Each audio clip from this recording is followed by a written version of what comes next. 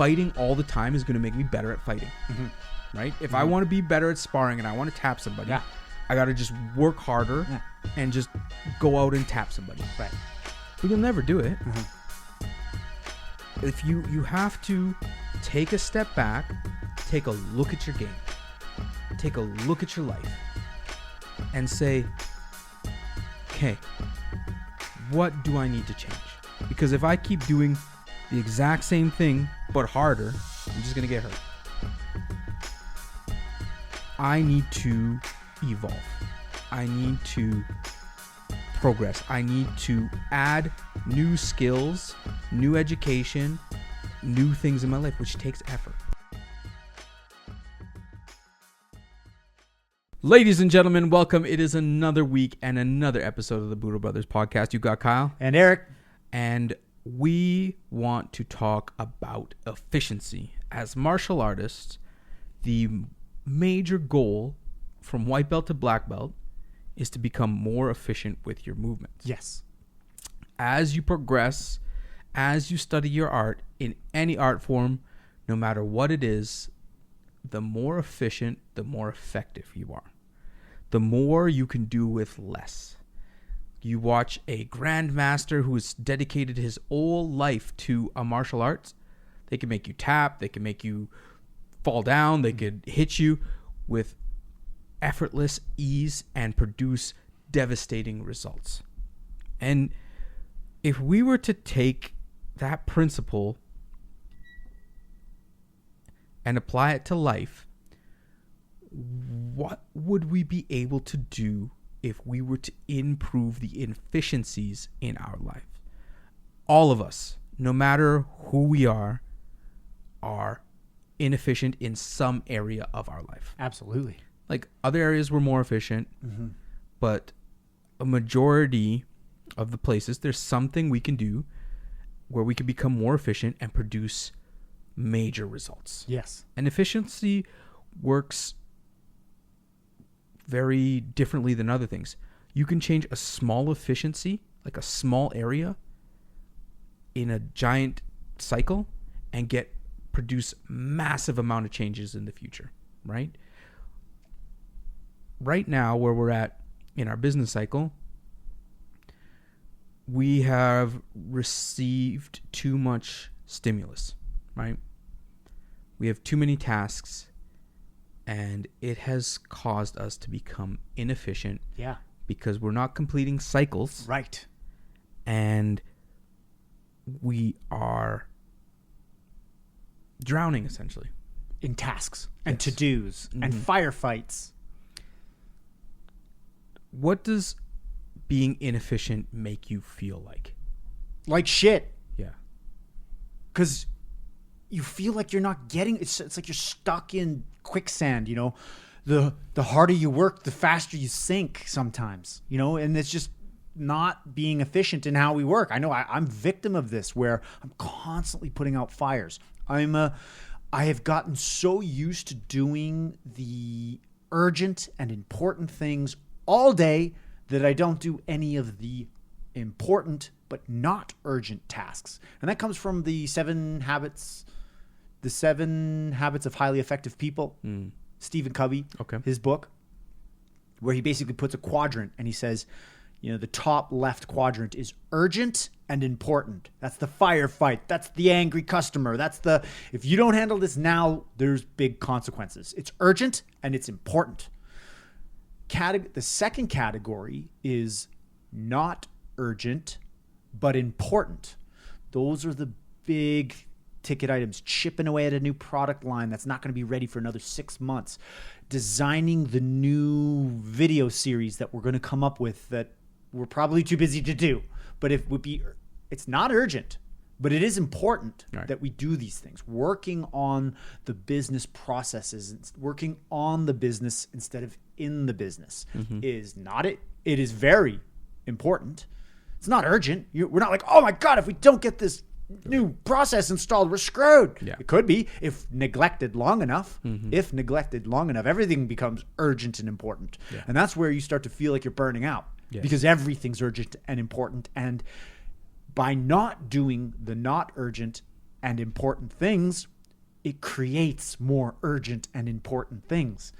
Because the not urgent but important things reduce the amount of urgent and important things that you have to handle because you are being more efficient. You have a lot of the not urgent but important things are putting out future fires. Right. It prevents future problems, which frees you up to work on more not urgent and important things. And I really need to listen to my own advice because this sounds great, but I suck at it. I don't do this. I'm a firefighter. So what do you think you're missing out on by only operating in the one space all the time? The important things that need to be done. You know, a big important role that I play in Budo Brothers is designing products. We haven't dropped a new product in a couple months. That's on me. I should have had products ready to go. Right. But that also I would have had to start 6 months ago to do the prototyping, to do the, you know. So for a person caught in that space consistently, what steps do you take to get out of that space? I wish I had an answer because I would be telling you how I got out of it. I don't, because I feel like I've created so many situations which require me to be urgently, and it's important to be on these things, and it's also a result of taking too many things on, saying yes to everything, not saying no enough. And not forcing myself, like carving out time. Like I am going to clear my calendar and I'm going to dream up a new product. I'm going to get to sketching. I'm going to get creative. It's hard to be creative when you're constantly thinking about how screwed you are if you don't fix this urgent, important task or problem. Right. I think to martial arts, when it comes to this, Brazilian Jiu-Jitsu is a great teacher of this, right? When you're a beginner and you go roll, everything is a threat. Every movement you do at full exertion, and you have no recognition of what you're in, right? You're just fighting. You're fighting, you're trying to stay alive, and you're just chaos. You're pure chaos. Yeah. Right? And it's not effective. No. You never win. Yeah. You gas out. You gas out, you puke, you don't feel good, and you burn out. Yes. You get hurt. Yeah. Because you're overdoing things, and it's the least efficient way to do that art. So what do you do to get around that?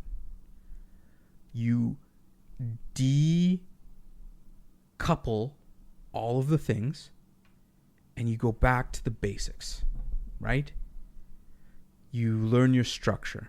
You learn shrimping, bridging, framing. You learn defense.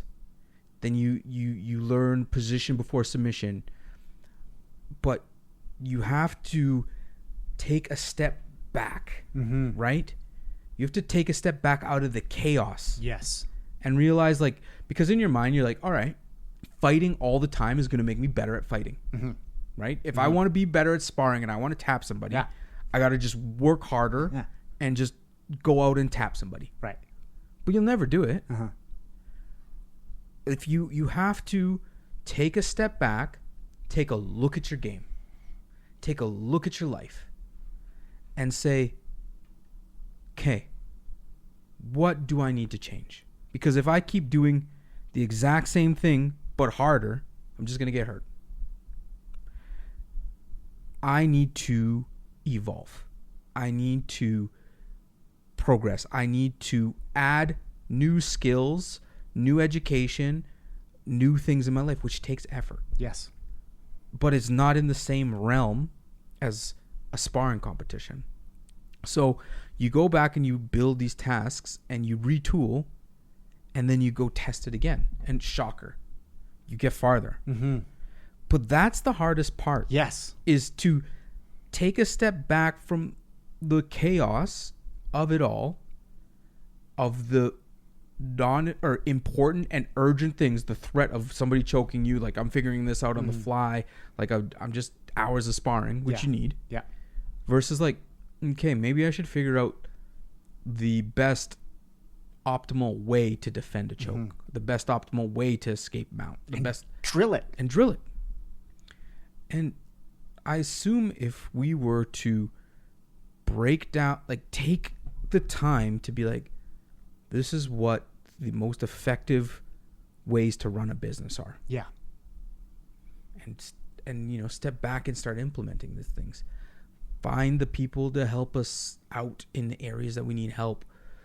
Like taking the products thing. Let's talk like straight up products thing. Yeah. It's so crazy. We need products. We need products. We need products. We need to grow. We need to do all these things. Like if you step back for 10 seconds and design something sick that people just want, and we don't need to put a ton of marketing in. We don't need to do all that thing. Shocker. We'll grow instantly. Yeah. Like all that hard ass groundwork to force somebody to buy something or to get your name out there is eliminated because guess what? You just created something that people want. Right? And it's such a mindfuck. Yeah, it is. And it's not easy. It's difficult. Why is it difficult? I don't know. Let me ask you that. It's not easy because it's like, this has to get done. Okay, I got to do it. And then, you know what the other thing is too? I really feel like it's like the last couple of years, we've just been in a firefight every day. And I've just gotten used to, it's almost like I've built the habitual, like my modus operandi is firefighting. And I've almost got accustomed to that's just life. And it's almost like I'm looking for new fires to put out to keep that train, like even if I'm not aware of it. It's like you're hard sparring all the time. Yeah. All the time. You wake up every day, it's like, let's go. Gloves on. Right. And shocker, I've got tendonitis. You know, we get injured. Yeah. Get injured. And in life, it's mentally. It beats you up. Exactly. Yeah. Yes. It beats you up. But if you're listening to this and you're in the same boat, like, what is a person to do? Like, what is the steps? Yeah. Because you can't just be like, man, that's hard. Asking for help, which is also not easy. Yeah. Why is it not easy?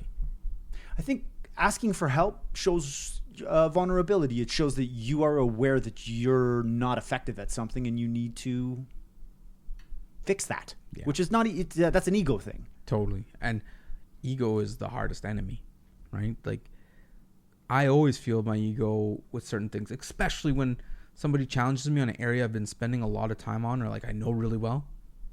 And they challenge me on it, like I always feel my ego like right away, like, no, you're wrong. Yeah. Like you that's a stupid idea. Like this is the dumbest. Yeah. But you know, ego is dangerous. Ego gives you blind spots. Ego makes you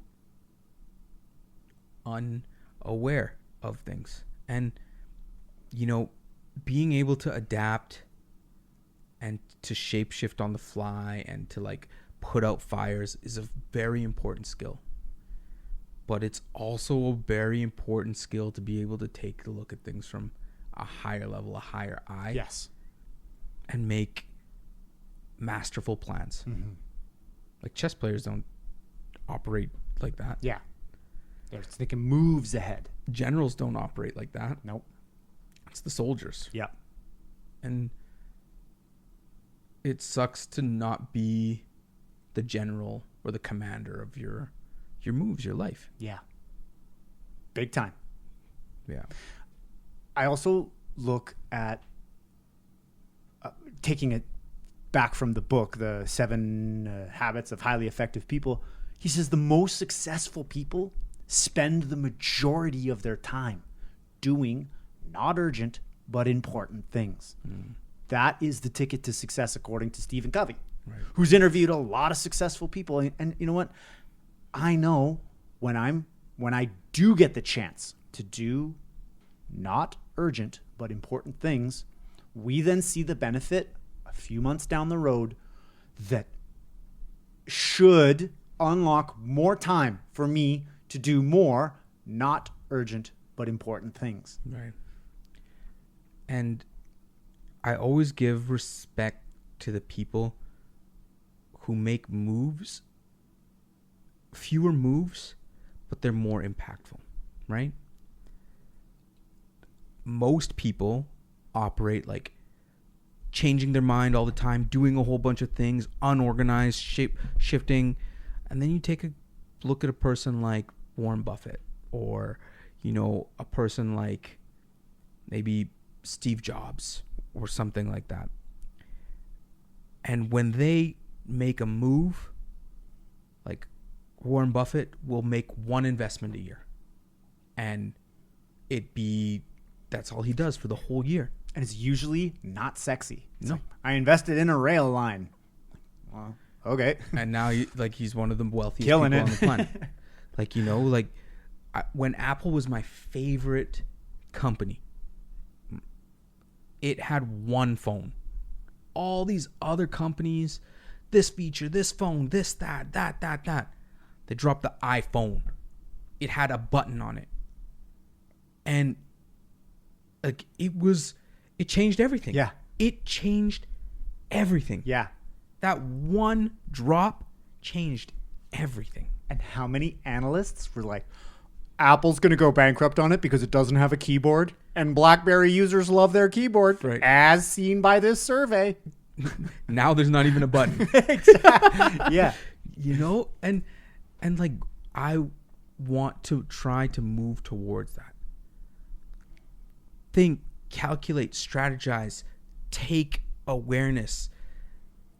And when you take action, it's impactful. Big move. It's a big move.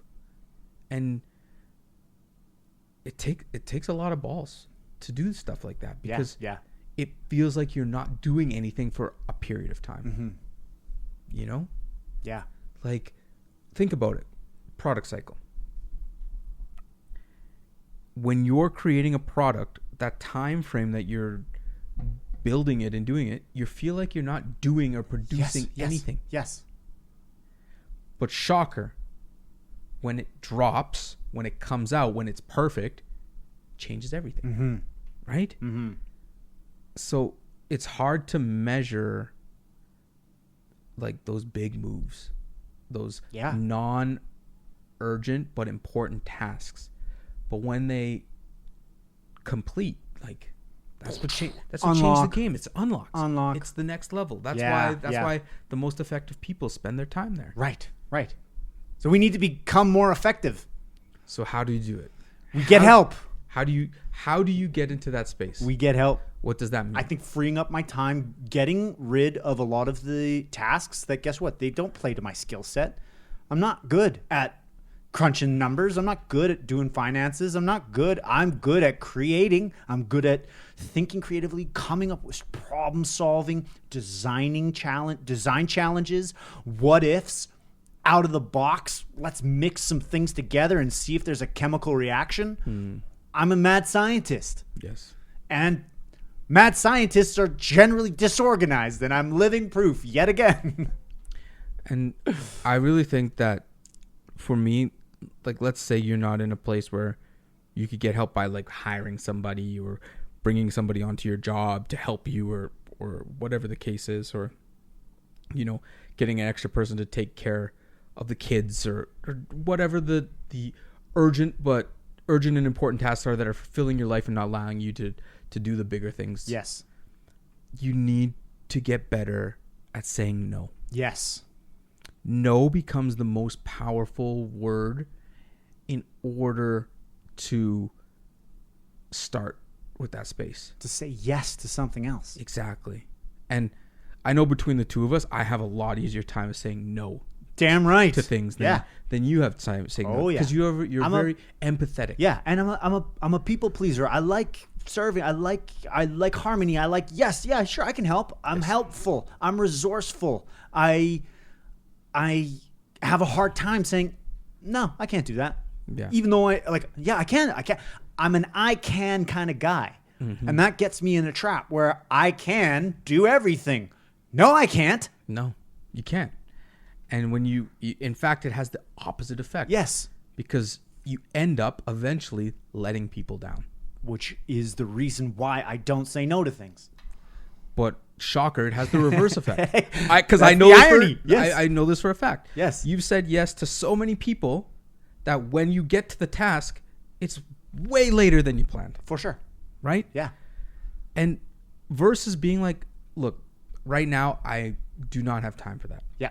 Like that person is not going to be let down. Mm-hmm. You're being honest with them. Yes. Yeah. And saying no to things is de-leveraging your workload. Mm-hmm. Because guess what? When you're saying yes to everything, I guarantee the things that you're saying yes to aren't urgent and important. In fact, they're urgent and unimportant. Probably. There's a lot of things that you have on there that are urgent and unimportant. Yep. Because other people's problems, yes, they seem like they're important sometimes, but like they just suck energy from you. And like I know people who have the most amazing hearts and amazing humans, but they are energy and time sucks. And God bless them, but if you aren't careful with your time, and we talked about this in an early episode, you lose your power. And you can't have everything in this world. No. You can't. No. So saying no becomes important. And if it's uncomfortable, okay, yeah, get help. But there's also that tool. Budo Brothers Challenge. Say no to things. Like, no, I can't do that. I'm sorry. Like, even to your boss. Try it one time. No, sorry, I'm not going to do that. Yeah. Right? Like, it will surprise you the power that it gives you, the time that it gives you. Like, it is one of the most empowering tools that you have within your toolkit. And don't say no to be a dick. Yeah, right. That's because you don't want to be a dick. No. But you know what's a dick? Letting your closest people down to you, the people that are looking up to you, the people that are relying on you, the people within your circle, the people that want you to reach a better self, by giving that up to something else that's not that important. Right? When you do that, you're doing a disservice to your destiny, to the human you're about to become, to your true calling. And you think that you're helping more people, but if you focus on your craft and you do what you're meant to do on this planet, you'll end up helping way more people. Oh, I needed to hear that. So that's the Budo Brothers Challenge. Just say no. And work on your craft. Yes. Say no so that you can work on your craft. That's a better way to word it. Until next week. Until next week.